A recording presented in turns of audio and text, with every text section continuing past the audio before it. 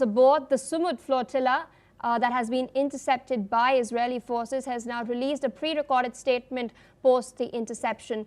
She has stated that she's been abducted and taken against her will by Israeli forces. Take a look. My name is Greta Thunberg. I'm a citizen of Sweden. If you are watching this video, I have been abducted and taken against my will by Israeli forces. Our humanitarian mission was non-violent and abiding by international law. Please tell my government to demand my and the others' immediate The Israeli Foreign Ministry had earlier stated that Greta and her friends are safe and healthy. Meanwhile, Italian Prime Minister Giorgia Meloni has stated that at least 22 Italians from the flotilla have been detained by Israel. She's also repeated her criticism of the flotilla's attempt to reach Gaza. Take a look. Dunque le operazioni di abbordaggio, come sapete, sono ancora in corso, noi le stiamo seguendo ovviamente minuto per minuto. La unità di crisi della Farnesina stanotte è stata in contatto anche con gli avvocati di alcuni degli imbarcati e ovviamente faremo tutto quello che possiamo perché queste persone possano tornare in Italia il prima possibile. Dopodiché, al netto di questo, continuo a ritenere che tutto questo non porti alcun beneficio al popolo della Palestina. In compenso mi pare di capire che porterà molti disagi al popolo italiano.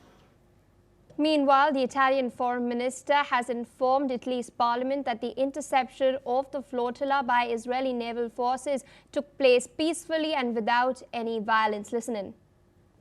Sapete, ieri sera, quando le imbarcazioni erano ormai prossime alle acque di Gaza, la flottiglia è stata fermata dalle autorità israeliane.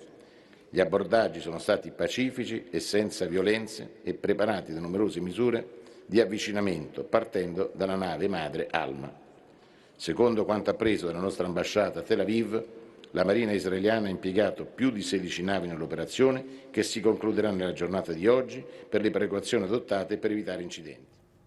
Meanwhile, South African President Cyril Ramaphosa has called for immediate release of the activists on board the flotilla. He's claimed that these activists have been abducted. Meanwhile, other world leaders have also voiced a strong condemnation and concern with posts on social media from leaders of Malaysia, Bolivia, Pakistan, Ireland, Spain and Cuba. The United Nations has also stated that it is closely monitoring the situation.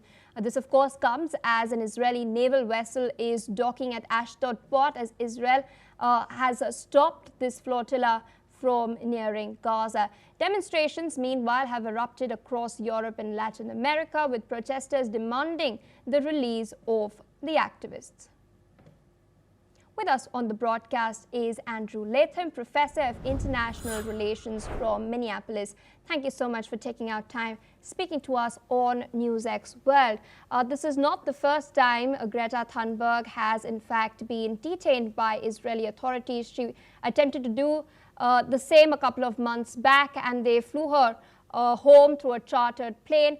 But the larger aim of this particular flotilla is to ensure that humanitarian aid reaches Gaza. Now, we have seen a landmark 20-point peace plan being floated by the Trump administration, which of course calls for humanitarian aid and provisions regarding that as well. The ball is now in Hamas's court to accept this plan. Do you think they will do so? They might, in formal terms, accept the peace plan because pressure is building amongst their friends and once upon a time allies in the Muslim world and in the Arab world. Most of those countries, Qatar, for example, but Egypt, Jordan, etc., think this is have publicly stated that President Trump's proposal, whatever its actual merits or demerits, they think it's a good idea and a good starting place. And so that would leave Hamas diplomatically isolated. But they have other concerns as well, not just legitimacy on the international stage, but also if they were to accept the terms of this 20-plus point peace plan, they would effectively be disarmed. They would not be governing the Gaza Strip. They would effectively be disbanded, and this would be obviously unacceptable to Hamas. So although most parties have accepted this as a point of departure for negotiations, the far right in Israel and Hamas and its fellow travelers on the far left in Palestinian territories are simply not interested in this peace plan. And speaking of the plan in itself, do you think it could lead to long-term peace in the region, because it does provide for two bodies, particularly the Board of Peace and a technocratic Palestinian leadership body to oversee reconstruction in post-war Gaza? What do you foresee the role that they would play? Well, I think on the one hand, there's got to be exhaustion, not just since October a few years back, but long-term exhaustion for the Palestinian people, the occupants of the Gaza Strip, but also the Israeli people. This is their longest war ever. And the way in which the Israeli military is organized, it means a lot of disruption for the Israeli economy, casualties, the hostage situation, etc. So there is exhaustion, and exhaustion is often a precondition for a ceasefire, if not a peace. Long-term peace. If I'm being hopeful and optimistic, I'm thinking, okay, if Israel's core interests are addressed and the Palestinian people's core interests are addressed, perhaps there's a foundation for a durable peace. But on the other hand, I look at Hamas's ability to mobilize, to attack, to recruit. I look at the plight of the Palestinian people and the way in which that generates desperation, which feeds into the Hamas narrative and Hamas recruiting and mobilization. And I think no matter what is agreed on paper, and no matter what successes the Israeli Defense Forces have on the ground, Hamas is not going away, and it's going to continue its actions. And that's just in the Gaza Strip. The occupied West Bank, Judea and Samaria, as some people call it, is related but different set of issues. All right, so I request you to stay on with us as we're tracking further updates. With that, viewers, we're shifting our focus away from the Middle East towards Indonesia. We're now learning that rescuers have been given the green light to begin clearing rubble at the site of a collapsed school building in Sidoarjo in East Java. The Al-Khozani school, which is still under construction, collapsed while students gathered for afternoon prayers. Rescuers are now deploying bulldozers, cranes and other machinery to aid in the recovery of the 59 teenagers who are buried beneath the debris. Listen in to what was said.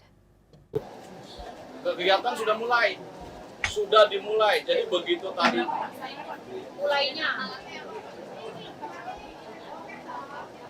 kren sudah masuk, personil orang-orang sudah masuk.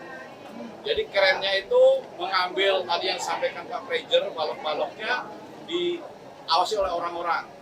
Nanti kalau, nah ini mungkin perwakilan bisa lihat ya, ada juga videonya, mungkin lihat videonya, CCTV-nya nanti bisa lihat. Artinya begitu tadi orang tuanya sudah mengizinkan, sudah membuat berita acara, langsung masuk, karena timnya sudah siap dari tadi pagi.